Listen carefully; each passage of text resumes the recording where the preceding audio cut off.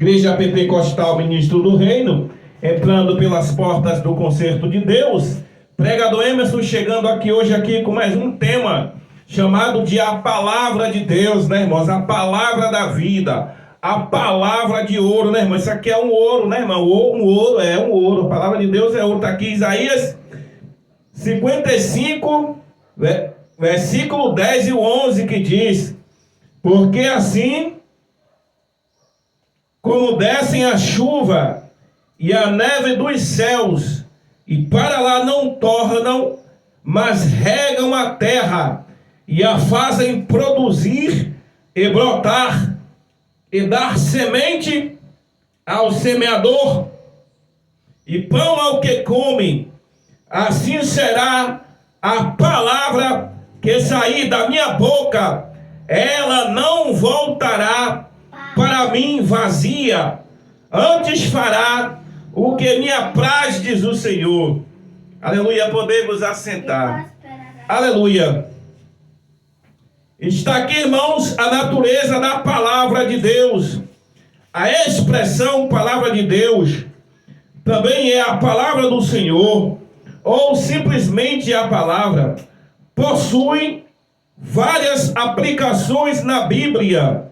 Em primeiro lugar, obviamente, refere-se a tudo como Deus tem falado diretamente. Quando Deus falou a Adão e Eva, em Gênesis capítulo 2, versículo 16 e versículo 17, Gênesis capítulo 3, versículo 9 e versículo 19, o que ele lhe disse era, de fato, a palavra de Deus. Gênesis 26, versículo 1 e o versículo 5. E a Jacó, Gênesis capítulo 28, versículo 3 ao versículo 15. E a Moisés, lá no livro do Êxodo, capítulo 3, versículo 4. Deus também falou a totalidade da nação de Israel no Monte Sinai, ao proclamar-lhes os 10 mandamentos. Veja do capítulo 20, versículo de número 1 ao verso de número 19. As palavras que os israelitas ouviram eram palavras de Deus. Além da fala direta, Deus ainda falou através dos profetas. Aleluia, glória a Deus. Quando eles se dirigiam ao povo de Deus, assim introduziam as suas declarações. Assim diz o Senhor: ouveio a minha palavra do Senhor. Quando, portanto, os israelitas ouviam as palavras do profeta, ouviam na verdade a palavra de Deus, a mesma coisa pode ser dita a respeito do que os apóstolos falaram no Novo Testamento. Embora não introduzissem suas palavras com a expressão assim diz o Senhor, o que falavam e proclamavam era verdadeiramente a palavra de Deus. O sermão de Paulo ao povo de Antioquia da Psídia, em Atos capítulo 13, versículo 14 ao versículo 41, por exemplo, criou tamanha comoção que no sábado seguinte ajuntou-se quase toda a cidade para ouvir a palavra de Deus. Atos capítulo 3, versículo 44.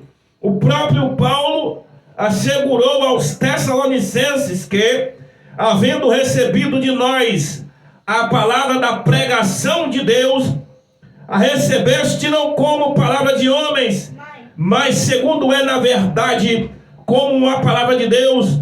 Em 1 Tessalonicenses capítulo de número 2 e o seu versículo de número 13. Atos dos Apóstolos, capítulo 8, versículo de número 25.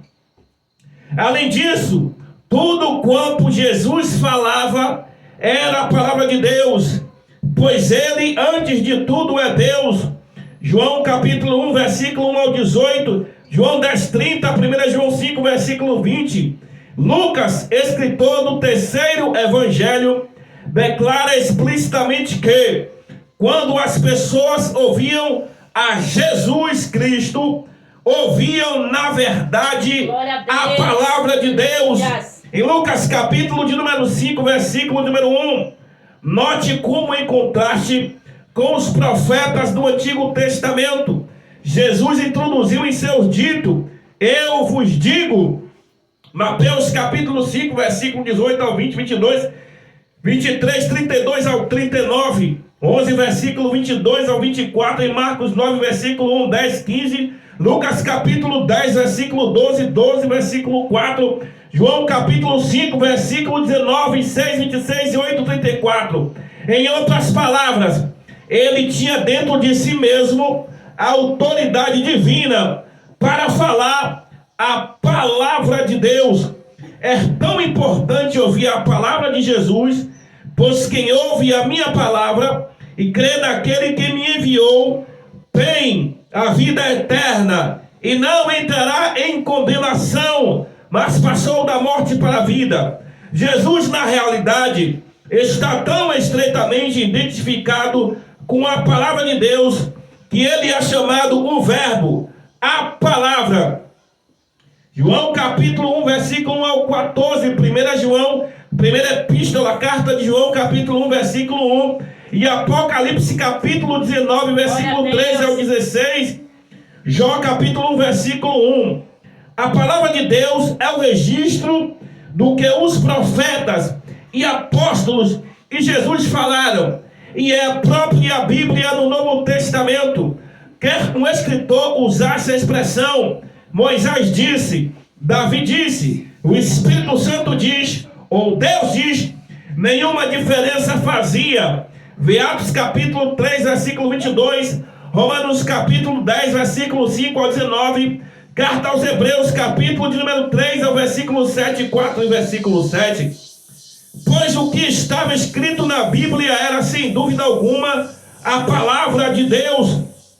Aleluia. Mesmo não estando no mesmo nível das Escrituras, a proclamação feita pelos autênticos pregadores ou profetas na igreja de hoje pode ser chamada a palavra de Deus. Pedro indicou que a palavra que seus leitores recebiam mediante a pregação era a palavra de Deus. Em 1 Pedro capítulo de número 1 ao versículo de número 25, e Paulo mandou Timóteo pregar a palavra. Em 2 Timóteo capítulo 4, versículo de número 2, a pregação, porém, não pode existir independentemente da palavra de Deus.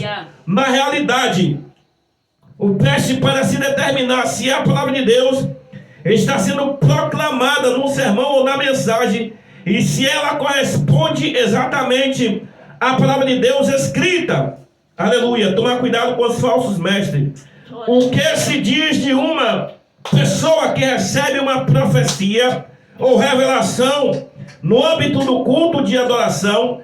1 Coríntios capítulo 14, versículo 26 e 32. Ela está recebendo ou não a palavra de Deus? A resposta é um sim. Quando está no culto, é a palavra que está sendo pregada. Paulo assevera que semelhantes mensagens estão sujeitas à avaliação por outros profetas. Todavia, a possibilidade de tais profecias não serem a palavra de Deus, em 1 Coríntios capítulo 14, versículo de número 29.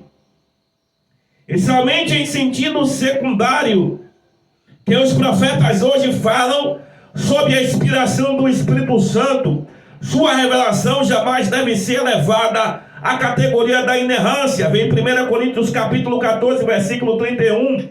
Aleluia. O poder da palavra de Deus. A palavra de Deus permanece firme nos céus. Deus, Salmo 119, versículo de número 89. Isaías capítulo 40, versículo de número 8. 1 Pedro capítulo de número 1, versículo de número 24 ao versículo de número 25.